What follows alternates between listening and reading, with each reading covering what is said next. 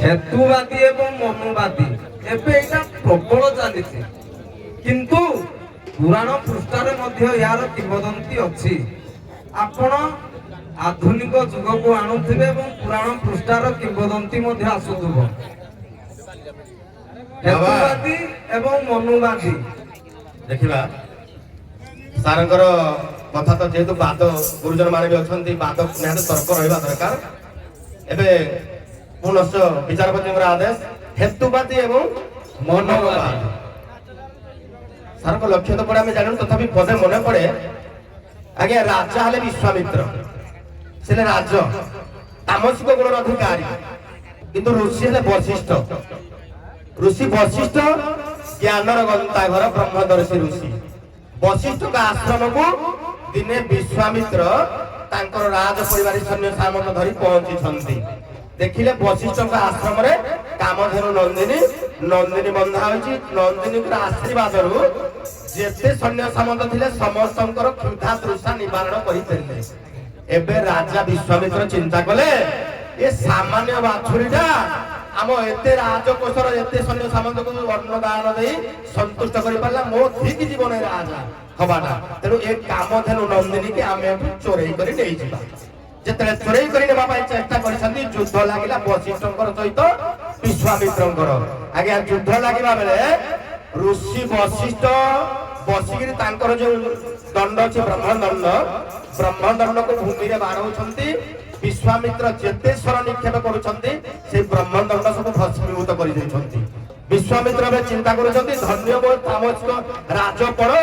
ए ऋषि खंडे बाड़ी खंडे धरि नेटर मत सब विनाश कर देला बाबा एते आसिला तामसिक ऋषि तामसिक राजा ब्रह्म ऋषि ब्रह्मदर्शींकर हेतुवादी आसिले राजा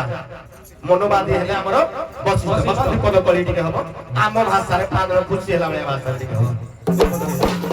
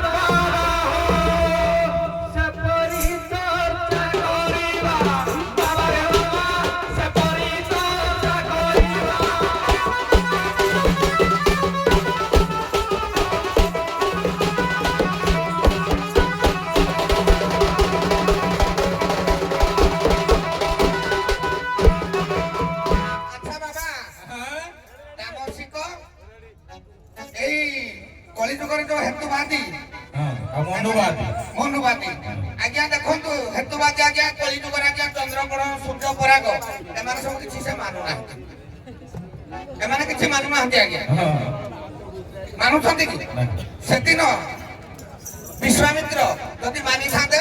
विश्वामित्र शेष तपस्या कले आज्ञा तपस्या कले ब्रह्मचारी ब्राह्मण होगा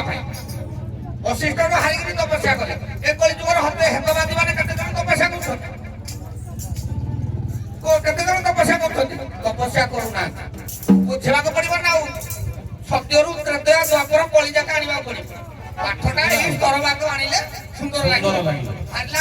हारिला पोरे विश्वामित्र से तपस्या कला ब्रह्मदर्शी ब्राह्मण हेले किंतु ए कलिजुगर हेतुवादी के देखा तपस्या कोन करिबो आ भुवनेश्वर कटक उरा बिरयानी करे चिकेन बिरयानी मटन बिरयानी करी कि ना के हमर बाटो जाक खालीती ओदेन को ठुकी दवा को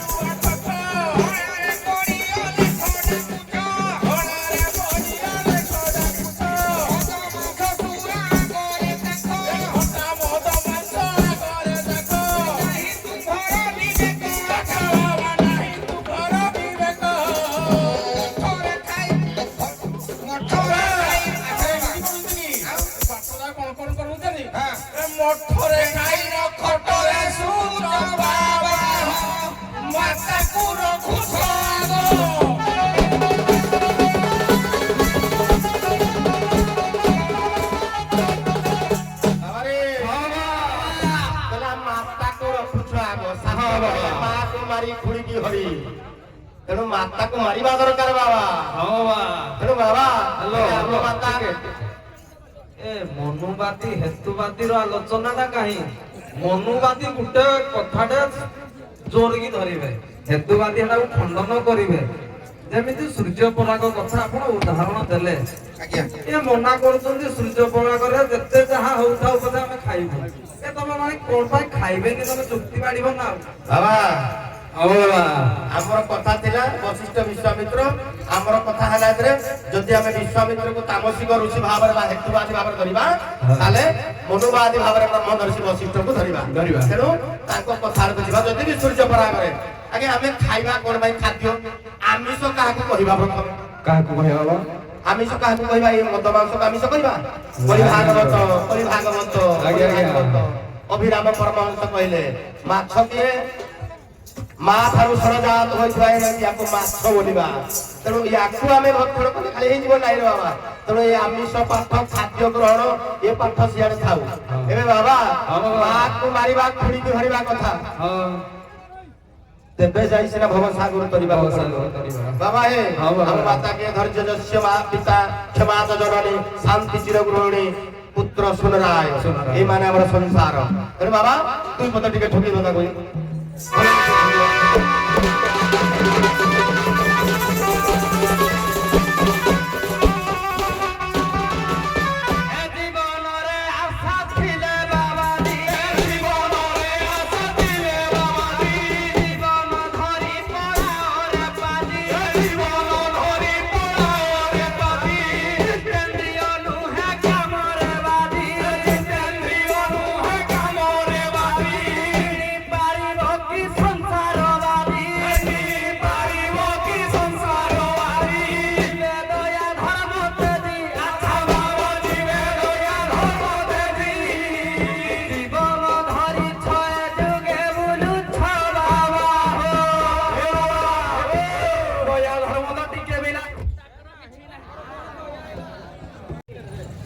ତାପରେ ପ୍ରଶ୍ନ ଭିତରକୁ ଯିବା हेलो देखते आज्ञा ଯେହେତୁ ଏବେ ଆପଣମାନେ ଶୋ ଚକ୍ରରେ ଆମକୁ ଦର୍ଶନ କରୁଛନ୍ତି ଏ ଜନସମାଜ ଆମକୁ ଦେଖୁଛନ୍ତି ତେଣୁ ଆମେ ଏବେ ସାକ୍ଷାତ ରୂପରେ ହିଁ ଅଛୁ ରୂପରେ ବିଦ୍ୟମାନ ଏପଟେ ଭୀମ ଭୋଇ କଲମ କଲେ ଅବ୍ୟକତ ବ୍ରହ୍ମଜନ କୁହନ୍ତୁ ଆଜ୍ଞା ସେଇ ଭୀମ ଭୋଇଙ୍କର ଭାଷାରେ ଆମେ କୁହନ୍ତୁ ରୂପରେ ନା ରୂପରେ ଅରୂପରେ ଅଛୁ ରୂପରେ ଅରୂପରେ କାରଣ ରୂପରେଖ ନାହିଁ ହେ ଶୂନ୍ୟ ଦେହି ଅଛ ଉଦୟ ହୋଇ ଯାହାର ରୂପରେଖ ନାହିଁ ସେଇ ପ୍ରଭୁଙ୍କର ଭକ୍ତ ଆମେ ଯେହେତୁ ତାଙ୍କର ଯେମିତି ରୂପରେଖ ନାହିଁ ଆମେ ତାକୁ ଧ୍ୟାନ ଜ୍ଞାନର ରୂପରେ ଯୋଉ ତପ ତପ କରୁଛୁ ସେମିତି ଆମର ଆଜ୍ଞା ରୂପ ନଥାଏ ରୂପ ନାହିଁ ତ ଆଜ୍ଞା ଆଚ୍ଛା ତମର ରୂପ ଆଜ୍ଞା ଆମେ ସାରେ ଆପଣ ଯେବେ ଦେଖୁଛନ୍ତି ଆମର ଧର୍ମ କଥା ଅଲଗା ଅଛି ଆପଣ ପଚାରିଲେ ତମର ରୂପ ଅଛି ନା ଅରୂପ ଅଛି ଆମର ଆଜ୍ଞା ରୂପ ଅଛି ଆମେ ସ୍ୱଦେହରେ ବିଦ୍ୟମାନ ଯେହେତୁ ଆମେ ରୂପରୁ କଣ ଜନ୍ମ ହୁଏ କ୍ଲାବନାଦି ମଣ୍ଡଳରୁ ସରବେ ସଞ୍ଚରୀ ରୂପ ରୂପ ନାମ ବ୍ରହ୍ମକୁ ଧରି ତେଣୁ ଅନାଦି ମଣ୍ଡଳ ଯେତେବେଳେ ସମସ୍ତେ ସୃଷ୍ଟି ସଞ୍ଚରିଲା ସେତେବେଳେ ରୂପ ଏବଂ ଅରୂପ ଭାବରେ କ୍ଷରିଲା କେଉଠୁ କୋଉଟା ସୃଷ୍ଟି ହେଲା ଗୋଟିଏ ଗୋଟିଏ କହିବି ଯଦି ଆଉ କଣ କହିବା କଥା କୁହନ୍ତୁ ପ୍ରଶ୍ନ ତ ଏୟା ନଥିଲା ଭୀମ ଭୋଇ କଲମ କଲେ ଅବ୍ୟକତ ବ୍ରହ୍ମଜ ରଚନାରେ ନାହିଁ କହେ ଭୀମ ଅରକ୍ଷିତ ନିଗମେ ନାମେ ରହିଲା ଭେଦ ଅର୍ଥାତ ରୂପ ଜନ୍ମିଲେ ଯାଇ ନାମରେ ଆସିବ ନା ସେଇଥିପାଇଁ କହିଲି ସାର୍ ଗୋଟିଏ ଗୋଟିଏ କହୁଛି ଆପଣଙ୍କୁ ପ୍ରଶ୍ନ ସେଇଆ ନଥିଲା ପ୍ରଶ୍ନ ସେଇଆ ନଥିଲା ପ୍ରଶ୍ନଟା କୁହନ୍ତୁ ଆପଣ ନାମ ଜନ୍ମ ଆପଣ କୁହନ୍ତୁ ବାବାରେ ଇଏ ଭୀମ ଭୋଇଙ୍କର ଭଜନ ମାଳା ପୂର୍ବପୁରୁଷ ଆମ ମହିମାତ୍ର ମଣ୍ଡଳ ନିହାତି ପୁଅ ଟିକେ ଜାଣିଥିବ କହିଲା ଅନାଦି ମଣ୍ଡଳରୁ ସର୍ବେ ସଞ୍ଚରୀ ରୂପ ଅରୂପ ନାମ ବ୍ରହ୍ମକୁ ଧରି ଆଜ୍ଞା ପ୍ରଥମେ ନିଃଶବ୍ଦରୁ ଜନ୍ମିଲା ଓଙ୍କାର ଅଣାକ୍ଷରୁ ଜନ୍ମିଲା ବାୟୁ ତତ୍ତ୍ୱ ଆକାଶ ପ୍ରଥମେ ଶୂନ୍ୟ ଶୂନ୍ୟରୁ ବାୟୁ ବାୟୁରୁ ଅଗ୍ନି ଅଗ୍ନିରୁ ଜଳ ଜଳରୁ ମାଟିରୁ ହେଲା ଜୀବ ତତ୍ତ୍ୱ ସୃଷ୍ଟି ଜୀବ ହେଲା ପରେ ନାମ ହେଲା ସୃଷ୍ଟି ତାର ପଦଟା ସାର ସ୍ୱତନ୍ତ୍ର ଭାବରେ ଅଛି ଇଏ ହେଲା ସାର୍ ଭୀମ ଭୋଇଙ୍କର ଭଜନମାଳା ଅନାଦି ମଣ୍ଡଳରୁ ସ୍ୱରୂପ ସଞ୍ଚରୀ ଭଜନ ପଢିଲେ ଆପଣ ପଢିପାରିବେ। ଆଜ୍ଞା ଏ ସୃଷ୍ଟିର ଜନ୍ମ ସାର୍। ଶୂନ୍ୟ ଶୂନ୍ୟ ମହାଶୂନ୍ୟ ଶୂନ୍ୟ ମଧ୍ୟରେ ନିରାମୟ ନିରାମୟ ମଧ୍ୟରେ ଜ୍ୟୋତି ସଂଯୁକ୍ତି ଭଗବାନ ଆୟ। ଯେତେବେଳେ କି ଭଗବାନ ଯେତେବେଳେ ମହିମା ଦୀକ୍ଷା କର ଯୋଉ ନାମ କଥା କହୁଛନ୍ତି ସେଇଟା କଣ ଯେତେବେଳେ ଶୂନ୍ୟମଣ୍ଡଳ ଯେତେବେଳେ ରହିଥିଲା ସେଇଠି ଭୀମ ଭୋଇ ତାଙ୍କର